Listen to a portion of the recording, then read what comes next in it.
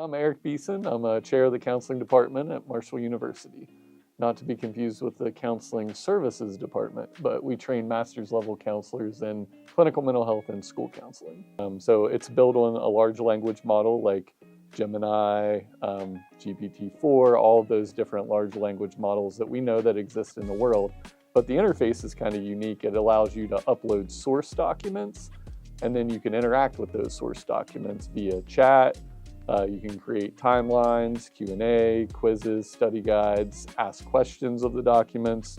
And the feature that really caught everybody, including me, by surprise was its ability to create an audio overview. When you hear audio overview, you're just like, oh, it's just going to read it to me. Well, that's part of it, but it also makes it sound like an interesting podcast style interview. So for me, it's a way to kind of, I can't record a podcast, do a lecture, and create a Q&A for every class for every week, right? But if I help students learn how to do those things, then I create one source document, and they can put it in a format that's accessible to them in different settings. It's not to take away from the way that, I hope that they interact with the material through Blackboard or learning exercises or anything like that, but it gives them the ownership and the agency and hopefully the skill set to say, I want to take this document and I want to listen to it while I'm driving to my actual job. So I've listened to the lecture and now I'm listening to an overview on my way to the job. So again, I think for me, the way that I've used generative AI is an additive ingredient rather than a subtractive ingredient. And I saw someone who turned their syllabus into an audio overview, and I was like, I've been on a long journey for about a decade of trying to reconstruct the way we use syllabi and what they mean and what the true value is.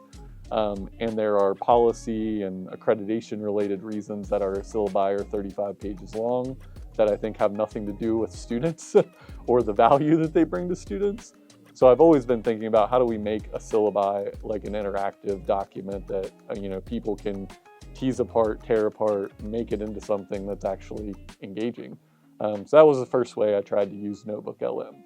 Yeah, I'm starting to play around with it for my own research collection. As I mentioned earlier, it's it was created for authors to try to coordinate their notes and interact with their notes better. So I've just started using it for literature review processes in my own work.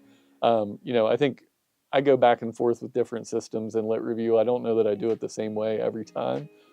So I have enjoyed the new way of consolidating information, and really what I found useful recently is turning articles into audio overviews that I can listen to on my drives.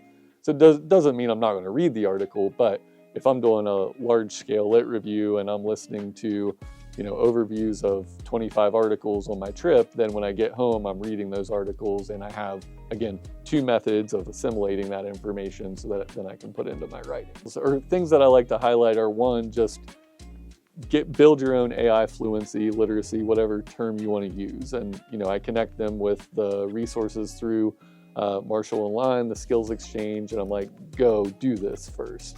And then here's some a little 101, here's some things to remember, a couple disclaimers, which we all know.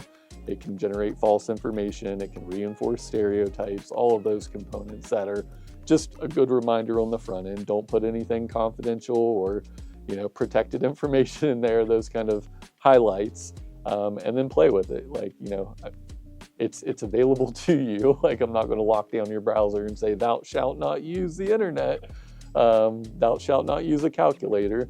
But I think that's, the normal evolution of technology integration in education. So once they go through just kind of those basic things, and it's more so to protect them, I think, and to help them get the most out of it, because who knows what is going to happen with the information they put into the system. So I want them to be an informed user of the system, and they get to decide what information they want to tell it its life story. That's fine. That's up to them.